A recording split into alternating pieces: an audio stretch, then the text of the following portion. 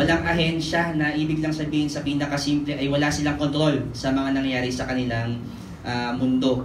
At sa kung anumang dahilan, ang mungkahi ay ang mga kwentong ito na pinabasa ang mundo bilang wala sa ayos ay sumasagot, tumutugon dun sa kawalan ng ayos na ito. Maganda ang nabanggit tungkol sa isa sa mga marker, at gusto ko sana baka kung wala magtanong si Dr. Jacobo na yung magpapaliwanag mismo na yung mga bakas natin ng pagka-normal at yung isang mungkahi niya, isa sa bukod sa maraming bagay ay yung ideya na ang mundong normal ay isang cisgender straight na mundo. So parang ang kaayusan ay nakabase sa isang taong pinanganak na may sex organ ng lalaki, pinalaki bilang lalaki at nag-identify at tumitingin sa kanyang sarili bilang lalaki. At somehow, may mga kwento daw sa collection na tinutumbok ito sa pamamagitan ng queerness, iniiba yung ganitong klaseng kaayusan. Sa literal, may mga kwento kasi talaga dyan na may lesbianang tauhan, baklang tauhan. Maaaring mamaya may bahagi ko paano siya nakakatugon dun sa mundong parang maayos na straight na cisgender, pero sa totoo lang baka wala sa ayos. Maganda ang punto ni Professor Lanzaderas tungkol sa tinatalakay o binabasa ng koleksyong ito ang ating mundo, pero mapare-require pa siya sa high school. Baka hindi, kasi may ibang targets ang isang high school para masabing world class. Yung para makapasok ka sa ideya ng mundo, dapat may targets kang ma-achieve, at baka itong ganitong klaseng kwento ay hindi.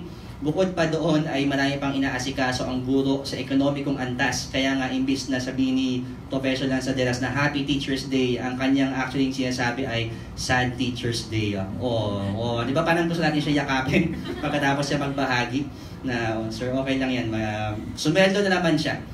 So the true story kasi last year hindi siya sumasweldo ng matagal sa UP Rural.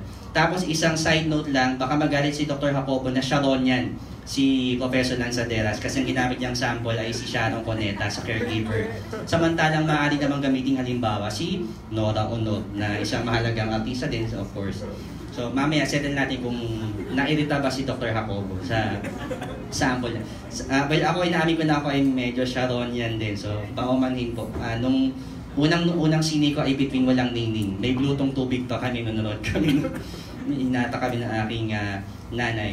May gusto ko tanongin kay kay Professor Balangkit, pero mas siguro gusto kong matandaan natin yung pagbanggit niya na gusto ko masiwalat na simple lang daw ang Filipino, pero sa kanyang pagkasimple, kaya niyang saloobin sa pamamagitan ng kwento ang pag-address sa mundong wala sa ayos. At yun nga, gusto ko rin sana matanong natin o matalakay pa yung ideya na sa lahat ng problemang hinaharap ng koleksyon sa pamamagitan ng kwentong hindi realistiko, so pantasya, sci-fi, bakit parang lumalabas na mas maraming bumabalik sa folk at dun sa ideya na alamat, kwentong bayan. Kasi totoo na pag sinilip niyo yung libro, may ilang mga kwento dyan na medyo science-oriented, so science fiction siya. Pero totoo na sa kalakhan, maraming aswang, maraming mangkukulam, mga multo, na baka may ibig sabihin na bakit natatapos ang lahat sa isang malaking baha.